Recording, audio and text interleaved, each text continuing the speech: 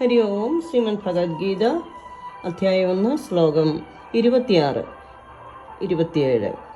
തത്ര പശ്യൻ സ്ഥിതാൻ പാർത്ഥ പിതॄനഥ പിതാമഹാൻ ആചാര്യാൻ മാതുലാൻ ഭ്രാതॄൻ പുത്രാൻ പൗത്രാൻ സഖീംസ്തഥാ ശ്വശുരാൻ സുഹൃദശ്ചൈവ സേനയോരുഭയോരപി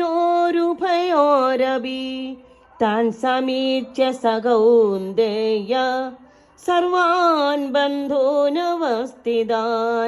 ശ്രീഹരേ നമഃ.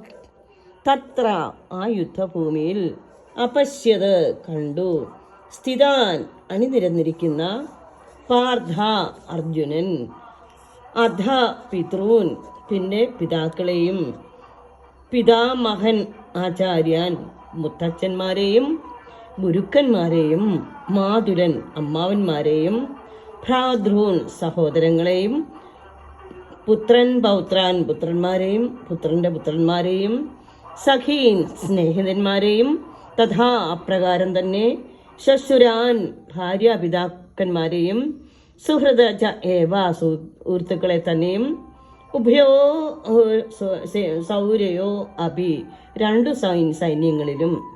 അനന്തരം പാർത്ഥൻ ആ യുദ്ധഭൂമിയിൽ രണ്ടു സേനകളിലുമായി അണിനിരന്നിരിക്കുന്ന മുത്തച്ഛന്മാരെയും പിതാക്കന്മാരെയും ഗുരുക്കന്മാരെയും അമ്മാവന്മാരെയും സഹോദരന്മാരെയും ഭാര്യാപിതാക്കന്മാരെയും പുത്രന്മാരെയും പുത്രന്മാരുടെ പുത്രന്മാരെയും ഭാര്യാപിതാക്കന്മാരെയും മാത്രമല്ല സുഹൃത്തുക്കളെ തന്നെയും കാണാൻ ഇടയായി.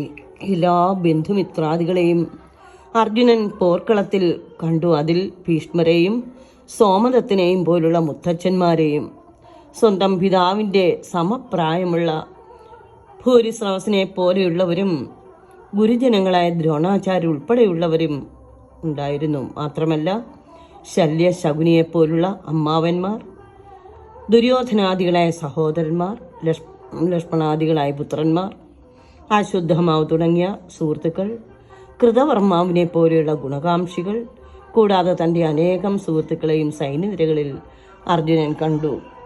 അർജുനൻ അവിടെ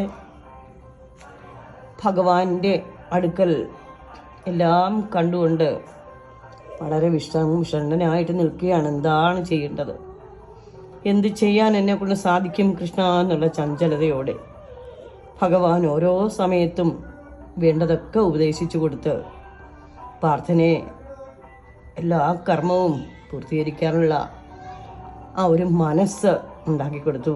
അർജുൻ്റെ മനസ്സിലേക്ക് അങ്ങ് കയറുകയാണ് ഭഗവാൻ. സർവം ശ്രീകൃഷ്ണ അർപ്പണമസ്തു. ഹരി ഓം.